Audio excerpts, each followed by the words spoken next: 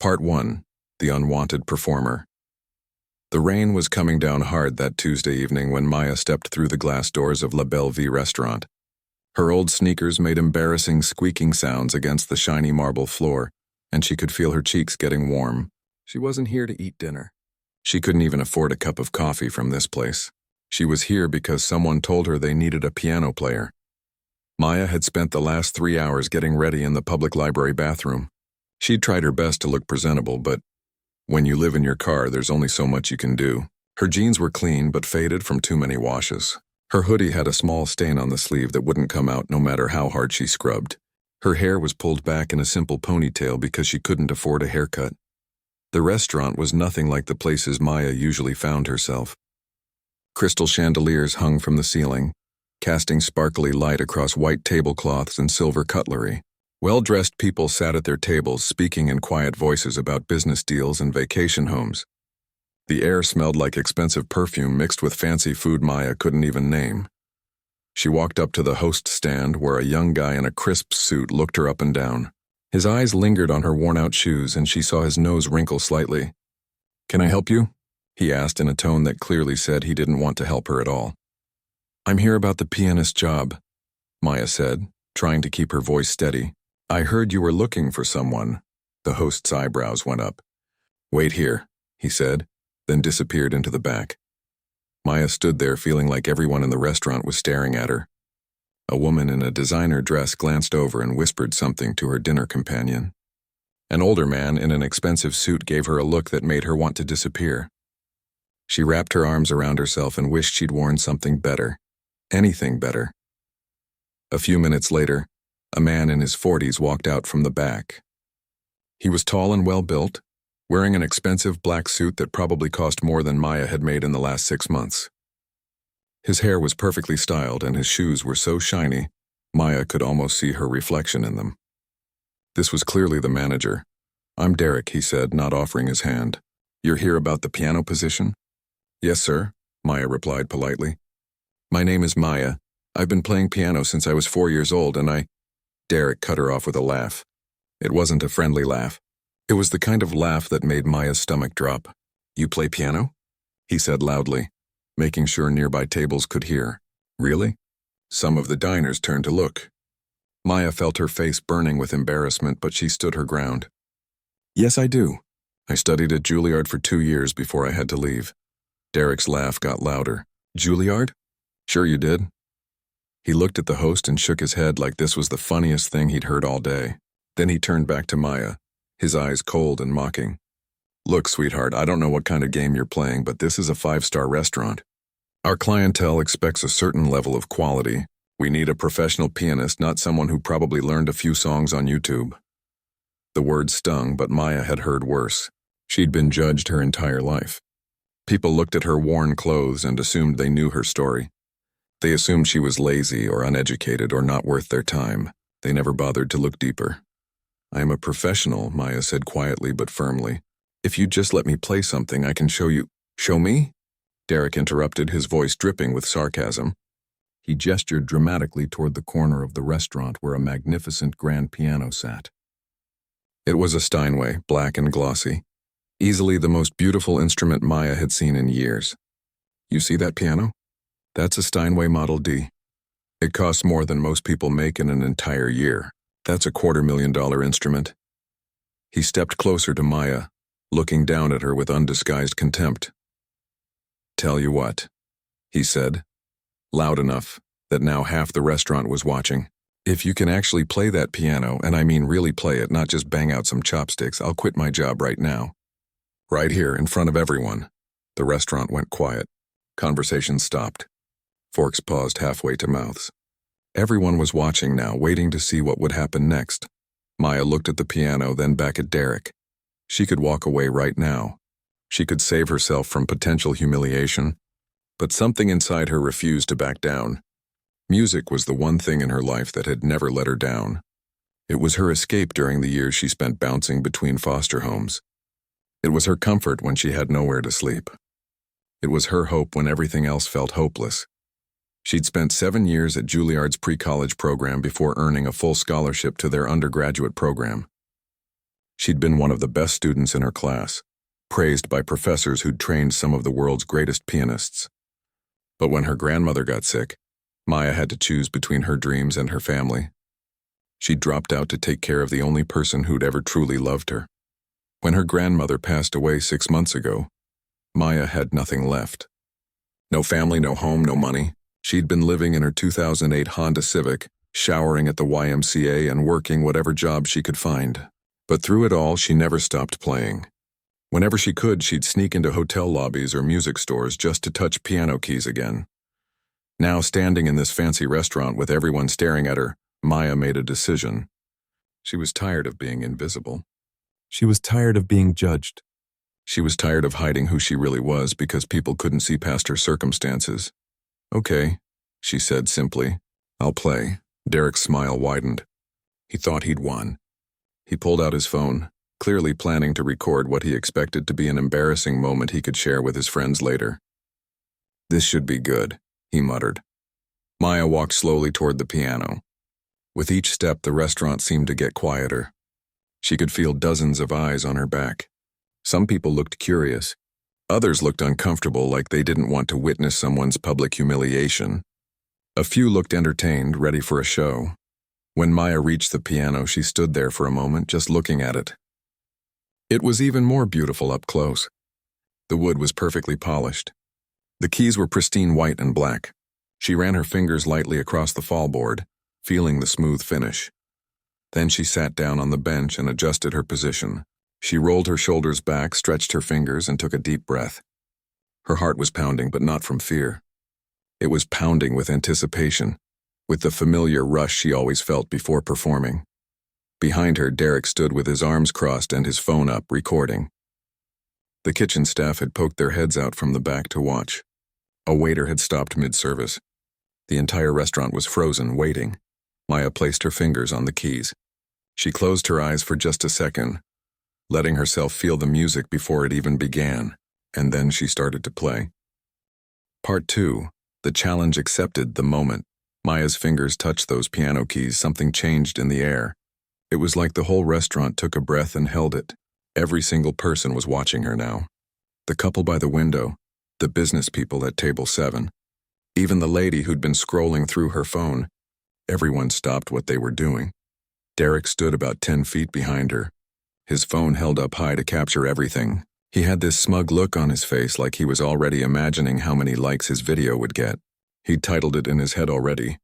Something like, "Homeless Woman Thinks She Can Play at 5-Star Restaurant." He couldn't wait to share it with his friends at the country club. But Maya wasn't thinking about Derek anymore. She wasn't thinking about her worn-out shoes or her stained hoodie. She wasn't thinking about the fact that she'd eaten nothing but dollar store crackers for the past 2 days. When her fingers touched those keys, she was transported somewhere else entirely. The first notes that came out were soft and gentle. Maya had chosen to play Chopin's Nocturne in E-flat major, one of the most beautiful pieces ever written. It was a piece that spoke about longing, about beauty hidden in dark places, about hope that refuses to die no matter what happens. Her fingers moved across the keys like they were dancing. Each note was perfect, clear, filled with emotion that seemed to pour out of the piano itself. The melody floated through the restaurant like a gentle breeze, touching everyone it reached. Within the first 30 seconds, Derek's smile started to fade. His phone wavered slightly in his hand. This wasn't what he'd expected. This wasn't someone banging on keys, pretending to know what they were doing. This was real. This was professional. This was extraordinary. An older gentleman at table 3 slowly set down his wine glass. He'd been a music professor for 40 years before retiring, and he knew immediately what he was hearing.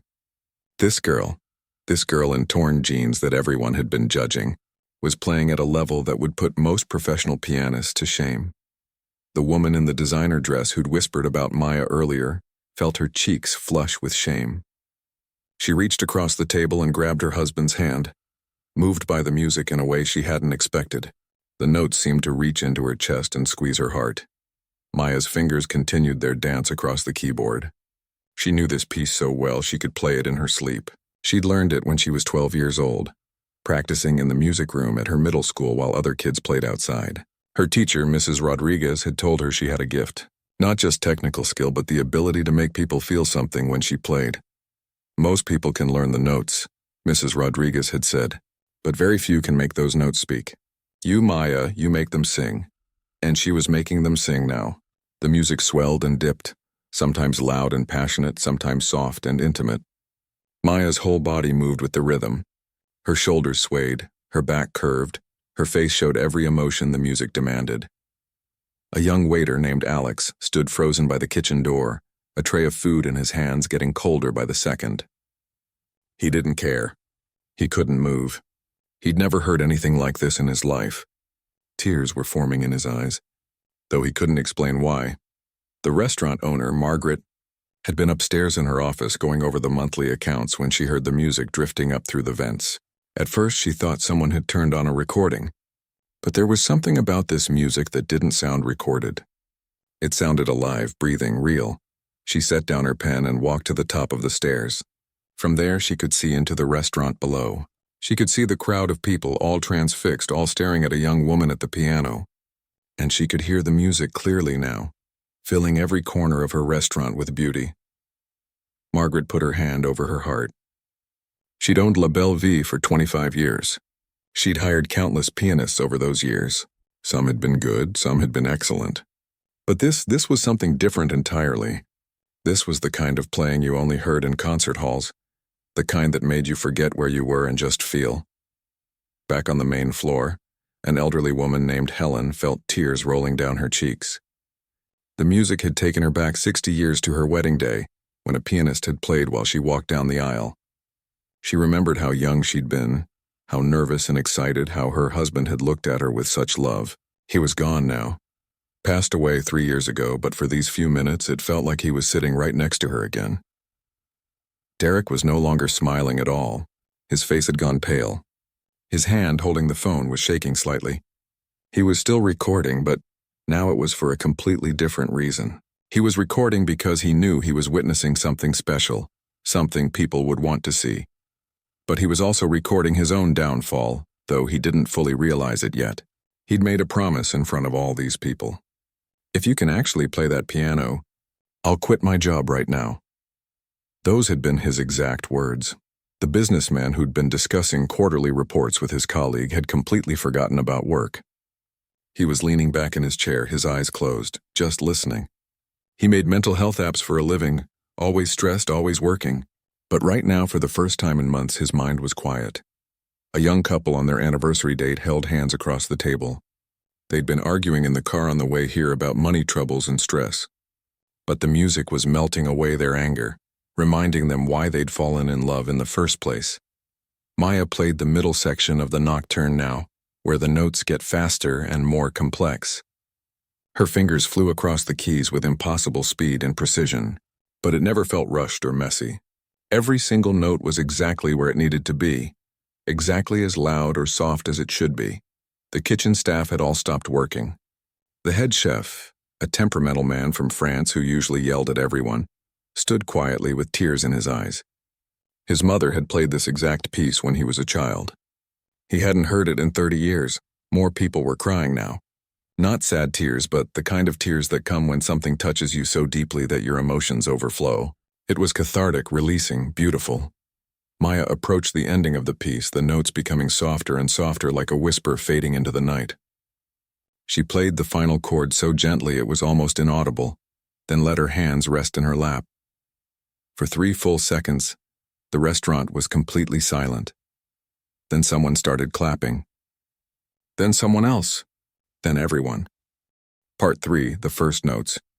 The applause started small. Just one person, then 2, then suddenly the entire restaurant erupted. People weren't just clapping politely like they might for background music. They were standing up from their tables. They were clapping hard, their faces showing genuine emotion and amazement. Maya sat at the piano bench, her hands still resting in her lap, her heart racing. She hadn't expected this reaction. She'd just wanted to prove that she could play, to show Derek and everyone else that they'd been wrong to judge her. But something bigger had happened. Something she hadn't planned for. The elderly woman, Helen, was wiping her eyes with her napkin. Her dinner companion, an old friend she'd known for decades, reached over and squeezed her hand. They didn't need to say anything. The music had said everything. Derek stood frozen with his phone still recording. His face had gone from pale to slightly red.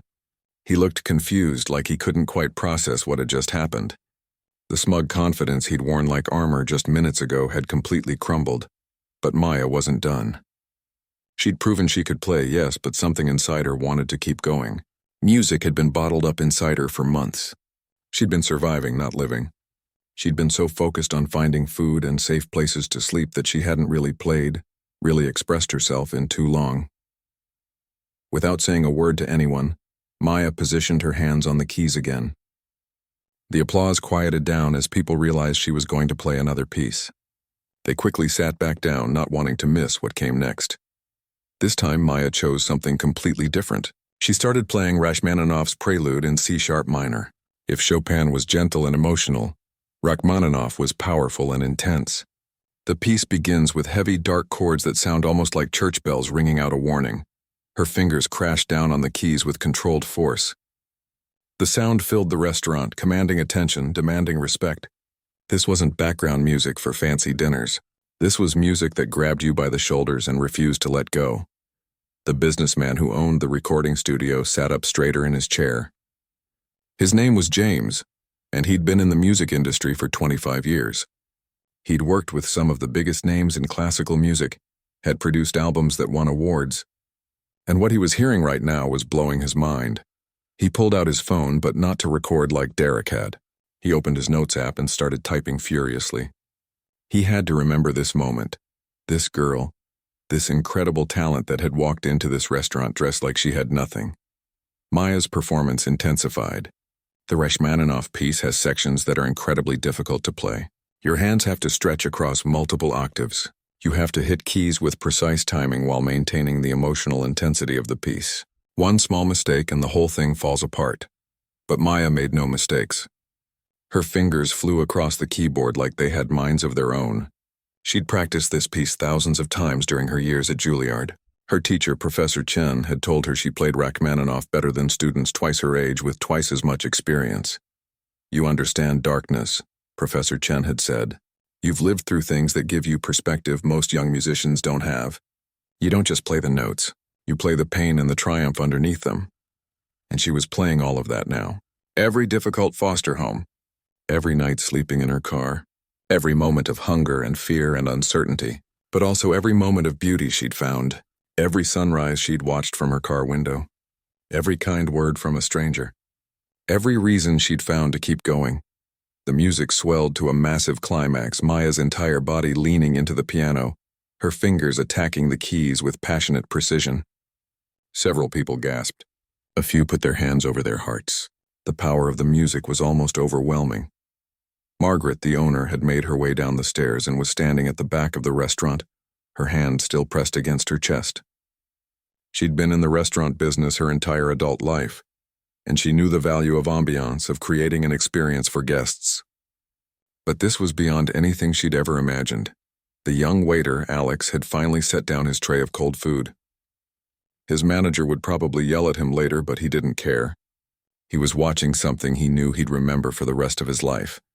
Maya transitioned into the middle section of the piece, where the notes become slightly softer, more mysterious. Her fingers danced across the keys with incredible lightness despite the complexity. She looked peaceful now, lost in the music, her earlier nervousness completely gone. Derek had lowered his phone. He wasn't recording anymore. He was just watching, his face a mixture of emotions. Shock, definitely. Embarrassment, certainly. But also something else. Maybe respect. Maybe the realization of what he'd almost missed, what he'd almost dismissed without a second thought. The dinner guests had completely forgotten about their meals. Steaks were getting cold. Wine was being ignored. Conversations about business deals and vacation plans seemed trivial now. Everyone was focused on this one. Young woman and the magic flowing from her fingers. Mother and daughter, who'd been having a tense conversation about the daughter's life choices, found themselves looking at each other with softer eyes. The music was reminding them that life was short, that beauty existed in unexpected places, that they should appreciate each other more. The head chef, still standing in the kitchen doorway, was thinking about his own daughter back in France. He barely talked to her anymore, too busy with work, too proud to admit he missed her. The music was breaking something open inside him, making him want to call her as soon as his shift ended. Maya played the final section, where Rachmaninoff brings back the opening theme, but with even more power. Her hands moved in perfect synchronization, creating a wall of sound that seemed impossible for one person to produce. The piano, that expensive Steinway that Derek had mocked her for thinking she could play, was singing like it had never sung before. She hit the final dramatic chords, let them ring out for several seconds, then lifted her hands slowly from the keys. The silence that followed lasted maybe 2 seconds. Then the restaurant exploded with applause again, even louder than before. This time people weren't just clapping. They were shouting, "Brava!" Some were whistling. The businessman James was on his feet clapping so hard his hands hurt. Margaret was already walking through the tables toward the piano, her mind racing. She knew exactly what she needed to do. Derek was still standing in the same spot, his phone hanging loosely in his hand, his face now completely drained of color. And Maya sat at the piano, breathing hard, feeling more alive than she had in months. Part 4. The performance intensifies. Maya knew she should stop. She'd proven her point. She'd shown everyone that she could play, but her hands moved to the keys again, almost without her conscious decision. There was one more piece she needed to play, one more story she needed to tell through music. The applause died down as people realized she wasn't finished. They settled back into their seats, some leaning forward, not wanting to miss a single note. The energy in the room had completely shifted. This wasn't a fancy restaurant anymore. It had transformed into something more like a concert hall, and everyone felt privileged to be there. Maya closed her eyes and began to play Debussy's Clair de Lune, which means moonlight in French. It's one of the most beautiful pieces ever written, describing moonlight reflecting on water. It starts very softly, like you're watching the moon rise slowly over a quiet lake. Her touch on the keys was incredibly gentle now. After the power of Rachmaninoff, this felt like a whisper, but somehow that whisper commanded just as much attention, maybe even more. The notes floated through the air like feathers, each one perfect and delicate. Maya had first learned this piece when she was 10 years old, living with her grandmother. Her grandmother had been the only family member who'd fought to keep her out of foster care, who'd worked 2 jobs to give her a home. She remembered sitting at her grandmother's old upright piano, the one with the broken middle C that stuck sometimes. Her grandmother would sit in the worn armchair nearby, knitting and listening, a smile on her tired face. "You have magic in your fingers, little one," she'd say. "Don't ever let anyone tell you different." Playing this piece now, Maya felt like her grandmother was there with her. She could almost hear her voice, feel her presence. Tears formed in Maya's eyes, but she didn't stop playing. She let the emotion flow through her fingers into the music. In the restaurant, people were having their own emotional reactions. The young couple holding hands found themselves crying quietly, reminded of their first date under the stars. The mother and daughter reached across the table and squeezed each other's hands, years of tension melting away. Helen, the elderly woman, thought about her late husband again. They used to dance to this song in their living room when they were young, barefoot on the carpet, laughing about nothing and everything. She could almost feel his arms around her again. Margaret stood near the back, watching not just Maya, but also watching her guests. In 25 years of running this restaurant, she'd never seen anything like this. People were transformed. They'd come here for expensive food and wine, for status and luxury. But they were getting something much more valuable. They were getting a moment of pure, unexpected beauty. The businessman James was frantically typing in his phone again. He was calculating numbers, thinking about production costs, studio time, marketing budgets. He could make this girl a star. He could introduce her to the right people, get her music out into the world. He just needed to talk to her after this was over. But there was someone else taking notice too. A woman sitting alone at a corner table had been quietly observing everything. Her name was Dr. Patricia Williams, and she was on the board of directors at Juilliard. She'd come to this restaurant for a quiet dinner before a board meeting tomorrow, never expecting to witness something like this. She recognized real talent when she saw it. More than that, she recognized the name Maya when Derek had said it earlier. She remembered a student who'd left 2 years ago, a student the faculty had been devastated to lose, one of the most promising young pianists they'd seen in decades. Maya played through the middle section of Clair de Lune, where the music builds slightly in intensity before settling back down. Her fingers seemed to float over the keys, barely touching them but somehow creating these perfect singing notes. The kitchen had completely shut down. Even the head chef had given up pretending to work. Everyone was listening, watching, experiencing something they knew was special. Young Alex, the waiter, was thinking about his own dreams. He'd wanted to be an artist once, wanted to paint. But people had told him it wasn't practical, that he needed a real job. He'd given up, settled for waiting tables, told himself he was being realistic. But watching Maya, seeing someone follow their passion despite everything, was making him question his choices. Derek hadn't moved from his spot. He'd put his phone in his pocket now. He wasn't thinking about posting videos anymore. He was thinking about the promise he'd made, the words he couldn't take back. "If you can actually play that piano, I'll quit my job right now." His mind was racing. Could he backtrack? Could he claim he'd been joking? But he'd said it so clearly, so loudly in front of all these people. Several of them had recorded it on their own phones. There was no way out. But more than the fear of losing his job, Derek was feeling something else. Shame. Deep, burning shame. He'd judged this girl based on her appearance. He'd assumed she was nobody, nothing, not worth his time. He'd tried to humiliate her in front of a room full of people, and she'd responded not with anger or arguments, but with this. With beauty. With grace. With a level of talent that made his mockery look ridiculous.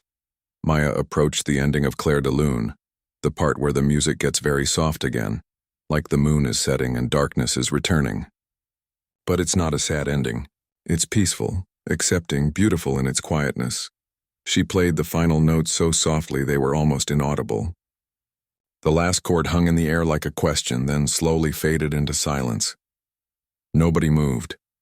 Nobody breathed. The silence stretched on for what felt like minutes but was probably only 5 or 6 seconds. Then someone started crying. Actually crying, not just tearing up. It was a middle-aged man in a business suit who'd probably never cried in public in his life. But something about the music had broken through whatever walls he'd built around his emotions, and then everyone was applauding again. But this time it was different. It wasn't just appreciation or surprise. It was respect. It was awe. It was the kind of applause you give when you know you've witnessed something truly extraordinary. People stood up again, clapping so hard their palms were turning red. Some were wiping their eyes. Some were just shaking their heads in disbelief. The restaurant had transformed from a place of judgment and pretension into a space of shared human emotion. Maya finally stood up from the piano bench. Her legs were shaky. Her hands were trembling. She'd poured everything she had into those 3 pieces, held nothing back. She felt exhausted and exhilarated at the same time. She turned to face the room, and for the first time really looked at all the people applauding her. These were the same people who'd been staring at her with judgment 15 minutes ago. But their faces had changed. They were looking at her with admiration now, with respect, with emotion. Margaret was already making her way through the tables, moving toward Maya with purpose in her steps. The restaurant owner had made a decision, one that would change everything. And Derek was watching it all unfold, knowing that his life was about to change too, but not in a good way. Part 5, the revelation. Maya stood beside the piano, her heart pounding in her chest. The applause was still going and she didn't know what to do with her hands. Should she bow? Should she wave? She'd performed in recitals before, back when she was at Juilliard, but this felt different. More raw, more personal. Margaret reached her first, moving through the crowd with practiced grace. She was a woman in her late 50s, elegant in a simple black dress, her silver hair pulled back in a neat bun, but her eyes were wet with tears, and when she reached Maya, she took both of her hands in hers. "My dear girl," Margaret said, her voice thick with emotion. "That was the most beautiful thing I've heard in my entire life. And I'm not exaggerating. In 25 years of running this restaurant, I have never ever heard anything like what you just did." Maya felt her own tears starting to fall now. "Thank you," she whispered. "Thank you so much. What's your name?" Margaret asked gently. "Your full name." "Maya Rodriguez," Maya answered. "I'm 22 years old and I came here because I heard you needed a pianist." Margaret nodded slowly, still holding Maya's hands. We did need a pianist. We've been looking for weeks. But we weren't looking for just any pianist. She paused, looking into Maya's eyes. We were looking for you. We just didn't know it. Before Maya could respond, other people started approaching. The businessman James got there next, his business card already in his hand. He was practically vibrating with excitement. I'm James Chen, he said quickly. I own Velocity Records. We do classical music primarily, but we also do crossover albums, modern compositions, all kinds of things. I have to talk to you about recording. Do you have representation? An agent, a manager? Maya shook her head, overwhelmed. No, I don't have any of that. I don't have anything. Helen, the elderly woman, had made her way over too, moving slowly with her cane. When she reached Maya, she just hugged her, not saying anything at first. When she pulled back, there were tears streaming down her wrinkled cheeks. You reminded me of my wedding day, Helen said softly. You reminded me of my husband. Thank you for that gift, dear. Thank you for bringing him back to me for a few minutes. More people were gathering around now, all wanting to talk to Maya, to tell her how the music had affected them. The mother and daughter stood together, the mother's arm around her daughter's shoulders. My daughter here is thinking about dropping out of college to pursue music, the mother said. I've been fighting her on it, telling her it's not practical. But after hearing you play, after seeing what real talent looks like, I think I've been wrong. I think she should follow her dreams. The daughter, a girl about 19 with purple streaks in her hair, was crying happy tears.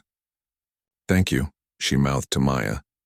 But through all of this, Maya kept glancing over at Derek. He was still standing in his spot near the host stand, looking like he wanted to disappear into the floor. His face had gone from red to pale to slightly green. He knew what was coming. Margaret followed Maya's gaze, and her expression changed. The warmth left her eyes, replaced by something harder. She excused herself from the crowd around Maya and walked over to Derek with steady, determined steps. The restaurant had started to quiet down now. People were watching this new drama unfold. Some had their phones out again, recording. They sensed something important was about to happen. Derek, Margaret said, her voice carrying across the restaurant. You made a statement earlier. A very public statement. Do you remember what you said? Derek's mouth opened and closed like a fish. Ms. Ashford, I was just joking. I didn't mean...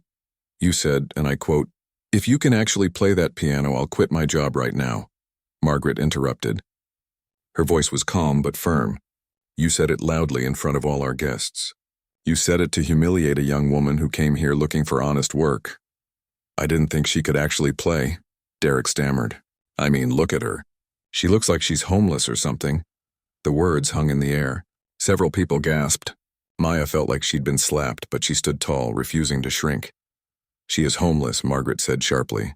And so what? Does that mean she can't be talented? Does that mean she doesn't deserve respect? She stepped closer to Derek. You judged her based on her clothes, on her appearance. You tried to make a spectacle of her. You used my restaurant as a stage for your cruelty. Ms. Ashford, please, Derek started, but Margaret held up her hand. I've been watching you for months, Margaret continued. This isn't the first time you've treated people poorly. I've seen how you talk to the staff when you think I'm not looking. I've seen how you treat customers who don't meet your standards of quality. I've been making excuses for you because you're good at the numbers, good at management. But you know what? None of that matters if you don't have basic human decency. The restaurant was completely silent now. Even the kitchen noise had stopped. Everyone was watching. You made a promise, Margaret said. And more importantly, you revealed your character. So I'm going to help you keep that promise. Derek, you're fired. Not because of what you said about quitting, but because I will not have someone who treats people this way representing my restaurant. Derek's face went white. You can't be serious. Over this? Over her? I'm completely serious, Margaret said coldly. Clear out your office. You have 30 minutes. This is ridiculous. Derek's voice rose, angry now. You're going to fire me, your manager of 5 years, because of some homeless girl who played a few songs on a piano? Don't, James, the businessman stepped forward. Don't you dare minimize what we just witnessed. That wasn't a few songs. That was world-class performance. That was the kind of talent that comes along once in a generation, and you were too blind and too arrogant to see it. Several other diners spoke up in agreement. One man, a regular customer, stood up from his table. I've been coming to this restaurant for 10 years, Derek, and in all that time you've always been condescending and rude. The only reason I kept coming back was for the food and the atmosphere. But what this young lady just gave us was worth more than 1,000 fancy dinners. If Margaret doesn't fire you, I'll stop coming here entirely. Other people nodded and voiced their agreement. Derek looked around the room, seeing nothing but disapproval and disgust in the faces staring back at him. "This is insane," he muttered, but his voice had lost its confidence. He pulled out his phone again, but not to record. He was probably already updating his LinkedIn profile, trying to figure out how to explain this to future employers. 2 security staff had arrived, called by Margaret. She nodded to them. "Please escort Derek to his office and then out of the building. Make sure he doesn't take anything that doesn't belong to him." Derek looked like he wanted to argue more, but the security guard's presence made it clear that wasn't an option. He turned and walked toward the back, his shoulders slumped, his earlier arrogance completely deflated. As he passed Maya, he stopped for just a second. "You happy now?" He spat. Maya looked at him calmly. "I didn't come here to get anyone fired," she said quietly. "I came here to play piano. You're the one who made it into something else." Derek didn't have an answer for that. He just walked away, followed by security. The restaurant erupted into applause again, but this time it was for Margaret. People were praising her for her decision, for standing up for what was right. Margaret walked back to Maya, her expression softening again. "Now," she said, "let's talk about your future." Part 6. The manager's reckoning Maya stood in the center of the restaurant, surrounded by well-dressed strangers who were all looking at her like she'd just performed a miracle. Her mind was spinning. In less than an hour, she'd gone from being mocked and humiliated to being praised and offered opportunities. It didn't feel real. Margaret gently guided her to a quiet corner table away from the crowd. "Sit down, please," she said kindly. "You look like you need a moment." She gestured to a waiter. "Bring us some water, please. And some bread and cheese. This young lady needs to eat." Maya wanted to protest, to say she was fine, but the truth was she was exhausted and starving. When the food came, she tried to eat slowly to maintain some dignity, but her body betrayed her. She was so hungry, and the fresh bread with butter and soft cheese was the best thing she'd tasted in months. Margaret watched her eat, understanding dawning in her eyes. "When did you last have a proper meal?" she asked gently. Maya swallowed hard. 2 days ago. I had a sandwich from a dollar store." Margaret's face softened with compassion. "And before that?" "I don't really remember," Maya admitted, her voice barely above a whisper. "Things have been tough." James, the businessman, had pulled up a chair and sat down with them, giving Maya some space but clearly eager to talk. Dr. Williams, the woman from Juilliard, had also approached, standing nearby and listening quietly. "Maya," Margaret began, "I need you to tell me your story. Not because I'm nosy, but because I want to help you. And I can't do that unless I understand what you've been going through." So Maya told them. She told them about growing up in foster care after her parents died in a car accident when she was 3. She told them about bouncing between homes, most of them not very good, some of them awful.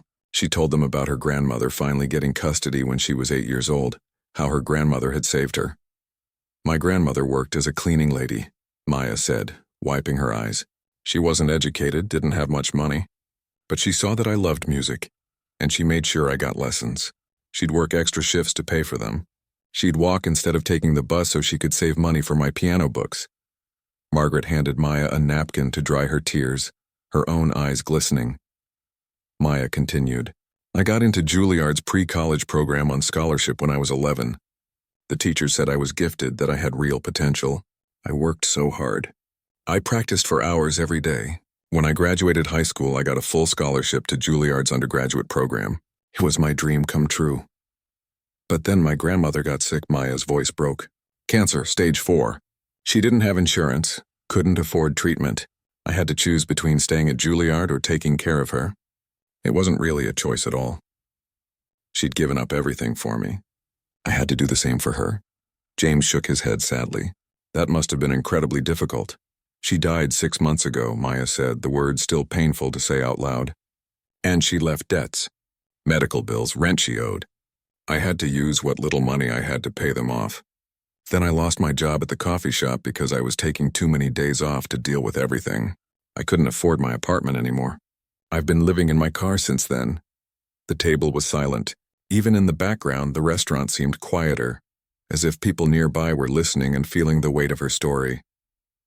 "I've been applying for jobs everywhere," Maya continued. "But it's hard when you don't have an address, when you can't afford decent clothes for interviews. Places don't want to hire you when you show up looking like I do. I've been showering at the YMCA, washing my clothes in public restrooms. Today I spent 3 hours in the library bathroom trying to make myself presentable enough to come here." Dr. Williams finally spoke up. "Maya Rodriguez," she said slowly. "You studied at Juilliard 2 years ago. I remember you. The faculty was devastated when you left. Professor Chen still talks about you. He said you were one of the most naturally gifted students he'd ever taught." Maya looked up, shocked. "You know Professor Chen?" "I'm on the board of directors at Juilliard," Dr. Williams said with a small smile. "I saw your scholarship application when you first auditioned for the pre-college program. I was one of the people who voted to give you that full scholarship." Maya couldn't believe it. Of all the restaurants in the city, of all the nights to be here, this woman had been sitting in the corner watching everything unfold. Margaret took Maya's hand. "Listen to me carefully, dear. You came here looking for a job as a pianist, and that job is absolutely yours if you want it. But I'm going to offer you more than that." She explained that the restaurant had a small apartment on the 3rd floor. It had been used for storage for years, full of old furniture and forgotten supplies. "It needs cleaning and some fixing up," Margaret said. "But it's a 1-bedroom apartment with a bathroom and a small kitchen. If you're willing to work here as our evening pianist 6 nights a week, the apartment is yours, rent-free." Maya's mouth fell open. "I can't accept that. That's too much." "It's not too much," Margaret said firmly. "You just gave my restaurant something money can't buy. You created magic here tonight. People will talk about this for years. And between you and me, I've been wanting to make this restaurant more about the experience, not just the food. You're going to help me do that," James jumped in. "And I want to offer you a recording contract. Nothing exploitative, I promise. Fair terms, creative control. I think we could have your first album out within 6 months. Classical pieces, maybe some modern compositions. Whatever you want to do." Maya was shaking her head, overwhelmed. "This can't be happening. Things like this don't happen to people like me." "Why not?" Dr. Williams asked. "Because you've had hard times? Because you've struggled? Maya, some of the greatest artists in history came from nothing. Talent doesn't care about your bank account or your address. It just is." She handed Maya her business card. "I want you to call me tomorrow. We need to talk about you coming back to Juilliard. You left in good standing. Your scholarship can be reinstated. With your living situation taken care of, you could finish your degree." Maya was crying openly now, not bothering to hide it. "I don't know what to say. I came here tonight thinking I'd be lucky to get a minimum wage job playing background music." "I never expected any of this. You know what I think?" Margaret said, squeezing Maya's hand. "I think your grandmother is watching right now, and she's so proud of you. You didn't give up. You kept going even when things were impossible. You walked in here with nothing but your talent and your courage, and you changed everything."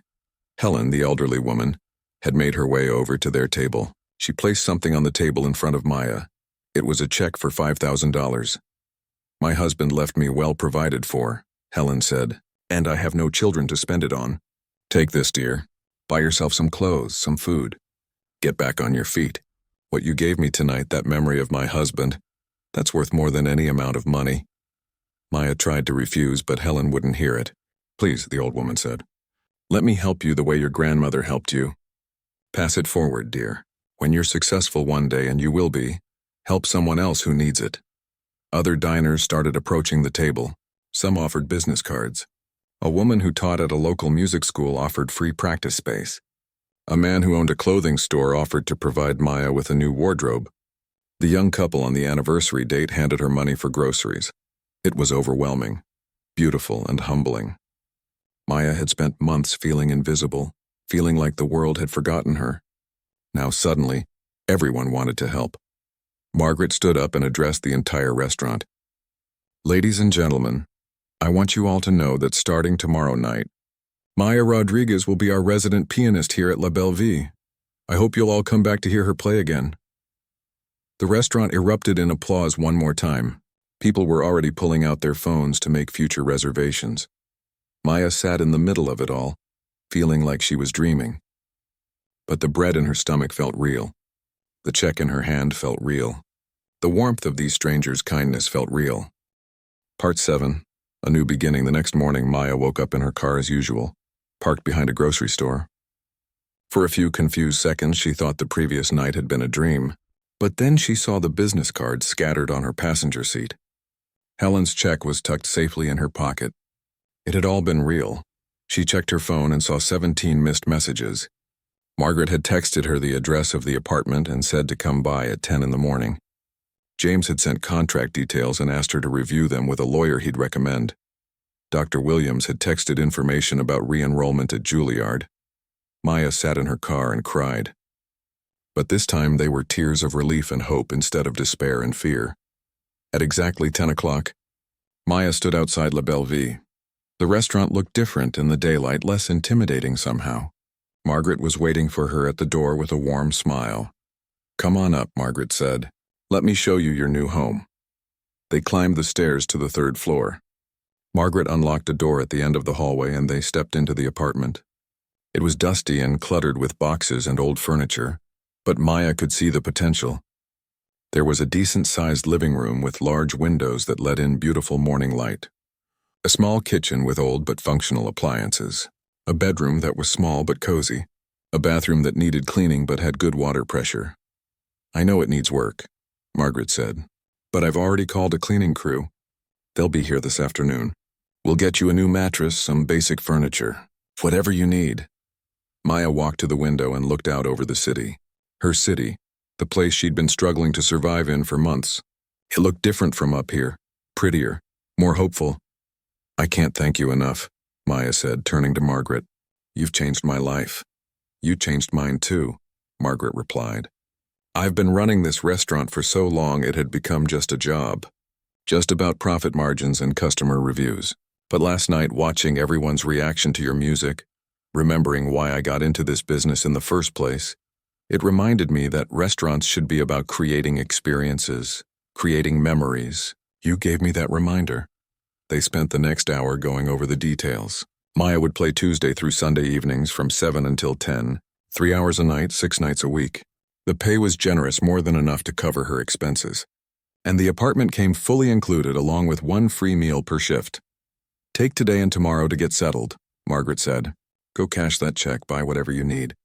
Your first performance will be Tuesday night. And Maya, wear whatever makes you comfortable. You don't need to dress fancy. Just be yourself." After Margaret left, Maya sat alone in her new apartment surrounded by boxes and dust and felt more at home than she had in months. She pulled out her phone and called the number on Helen's check to thank her properly. The old woman answered on the second ring. "I knew you'd call," Helen said warmly. "Have you cashed it yet?" "Not yet," Maya admitted. "I keep looking at it and thinking it's too much." "Nonsense," Helen said firmly. "My husband was a generous man. He always said money was just paper unless you used it to help people. So I'm helping you and he'd be proud of me for it. Now go cash that check and buy yourself a proper meal. And some new shoes.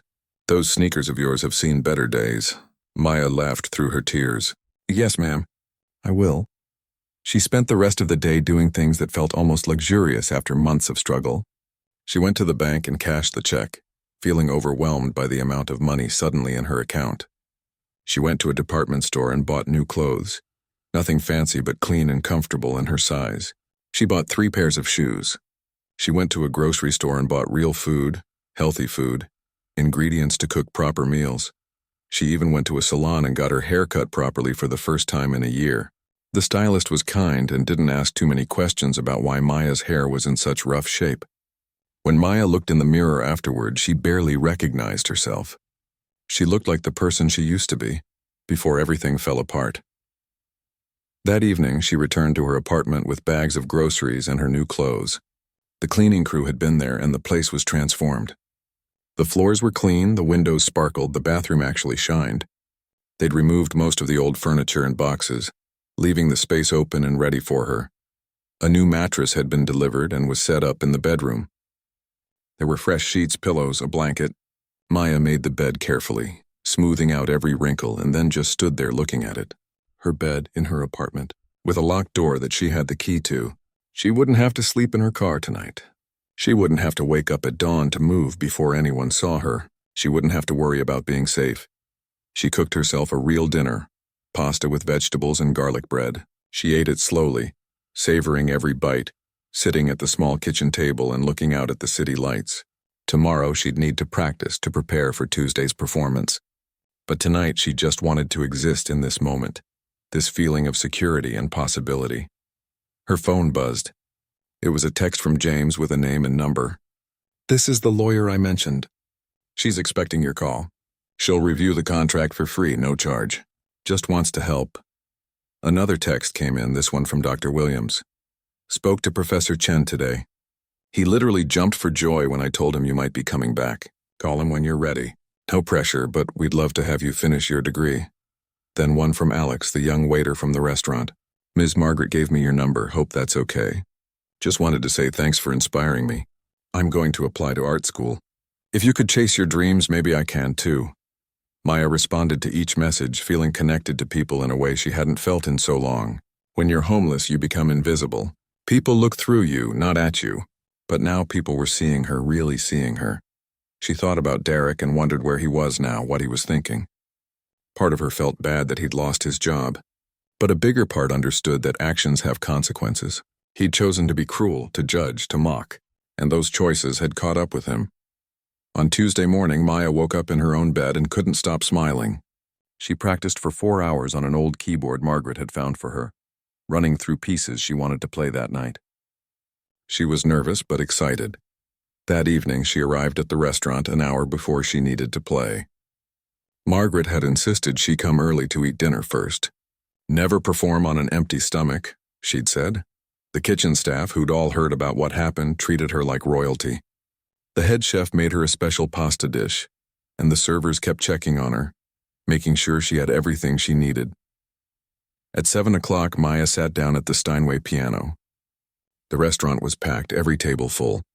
Many of the people from that first night had returned. Helen was there with friends. James was there with his wife. Dr. Williams sat at a corner table, smiling encouragingly, but there were also new faces, people who'd heard about the magical performance and wanted to experience it for themselves. Word had spread through social media, through news articles, through old-fashioned word of mouth. Maya placed her fingers on the keys, took a deep breath, and began to play. She started with the same Chopin piece she'd played that first night, a tribute to where this journey began. The restaurant fell silent, everyone listening, everyone feeling, and as she played, Maya realized something. This wasn't just a new beginning for her career or her living situation. This was a new beginning for her soul. She'd spent so long in survival mode, just trying to make it through each day, but now she could actually live again. She could dream again. She could be herself again. The music flowed through her, and she felt her grandmother's presence like a warm hand on her shoulder. "You made it, little one," she could almost hear her say. "I always knew you would." Part 8, The Ripple Effect. 3 months passed like a beautiful dream. Maya played at La Belle Vie 6 nights a week, and every single night the restaurant was completely booked. People were making reservations weeks in advance, specifically requesting tables near the piano. The restaurant had become known not just for its food but for the experience, for the magic that happened when Maya's fingers touched those keys. But something even bigger was happening, something Maya hadn't anticipated. Videos from that first night had gone viral on social media. The clip of Derek making his mocking promise followed by Maya's incredible performance had been viewed millions of times. People shared it with captions like, "Never judge a book by its cover," and "Karma is real," and "This is what real talent looks like." News outlets picked up the story. Local papers wrote features about the homeless pianist who became an overnight sensation. A national morning show invited her for an interview. The story resonated with people because it was real, because it reminded everyone that we all have value regardless of our circumstances. Maya's social media following grew to over 2 million people. She posted videos of her performances, shared pieces of her story, and most importantly, used her platform to raise awareness about homelessness and the struggles people face. She partnered with local shelters, donated money from her growing income, and volunteered her time to teach music to kids in foster care. "I know what it's like to feel invisible," she told a reporter. "I know what it's like to be judged for things outside your control. If my story can help people see the homeless differently, can inspire people to be kinder, then everything I went through was worth it. James had been true to his word about the recording contract. Maya's first album, titled Rising, was released 3 months after that first performance. It was a mix of classical pieces and some original compositions she'd written during her hardest times. The album cover was a photo of her hands on piano keys, scarred and calloused from years of struggle and practice. The album debuted at #1 on the classical charts and crossed over to mainstream success. Music critics called it hauntingly beautiful and a masterclass in emotional performance, but the reviews Maya treasured most came from regular people who wrote to tell her how the music had touched them, had helped them through their own difficult times. Helen, the elderly woman who'd written that first check, came to the restaurant every Tuesday without fail. She always sat at the same table, always ordered the same meal, and always cried happy tears when Maya played Claire de Lune. They'd become close friends, and Helen had become like a grandmother to Maya. "You've given me a reason to look forward to my weeks again," Helen told her one evening. "After my husband died, everything felt gray. But your music brings color back into my life." Dr. Williams had helped Maya re-enroll at Juilliard as a part-time student. Maya attended classes during the day and performed at night. It was exhausting, but she'd never been happier. Professor Chen had actually cried when she walked into his studio for her first lesson back. "I told everyone you were special," he said, hugging her. "I told them you'd find your way back to music. I just didn't know it would happen like this." The young waiter Alex had indeed applied to art school and gotten accepted. He still worked at La Belle Vie part-time but was pursuing his dreams during the day. He credited Maya's courage with giving him the push he needed. "If you could face down your fears in front of a room full of strangers," he told her, "I figured I could at least fill out an application."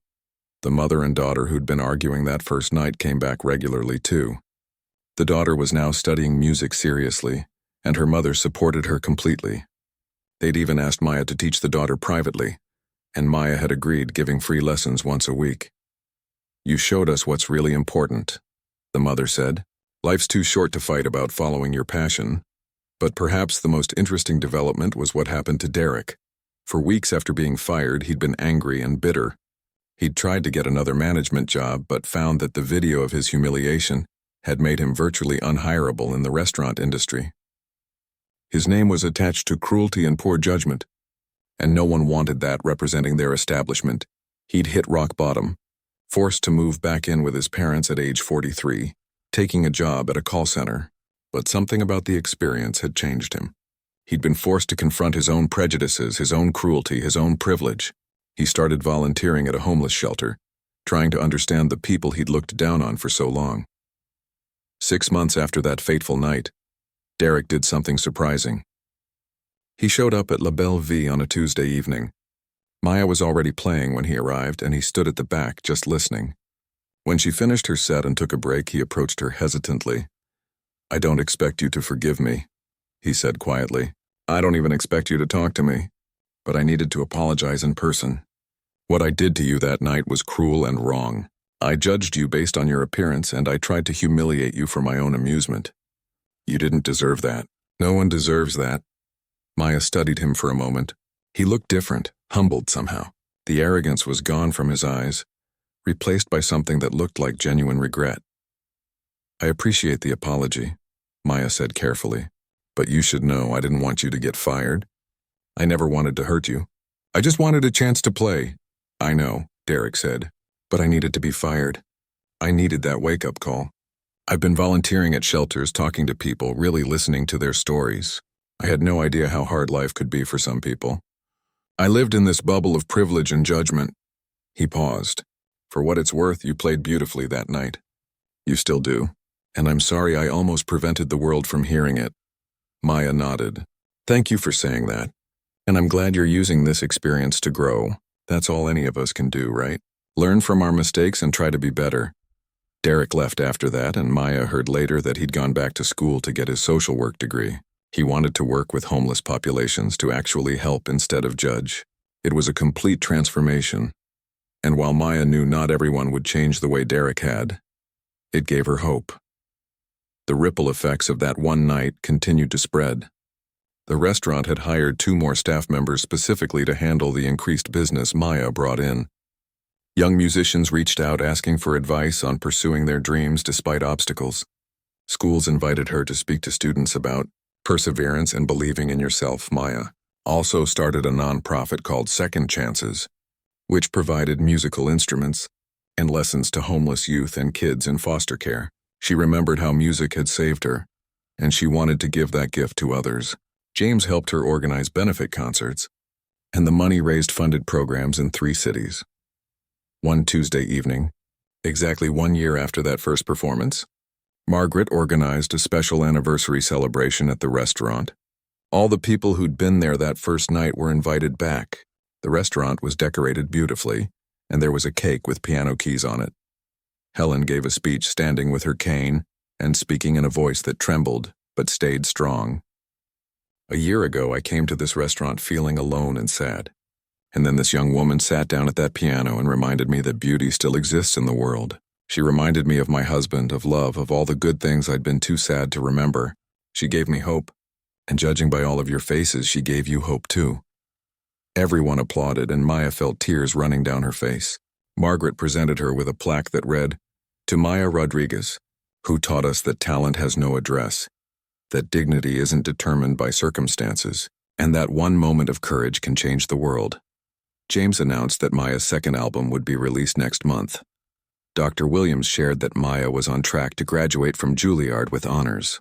Alex showed everyone a painting he'd done of Maya playing piano that first night, capturing the emotion and drama of that moment. When it was time for Maya to play, she stood up and addressed the crowd. "A year ago, I walked in here with nothing. No home, no money, barely any hope left. I'd been judged and dismissed by so many people that I'd started to believe maybe they were right. Maybe I wasn't worth much. But then I sat down at that piano and you all gave me something precious. You listened. You saw me, really saw me.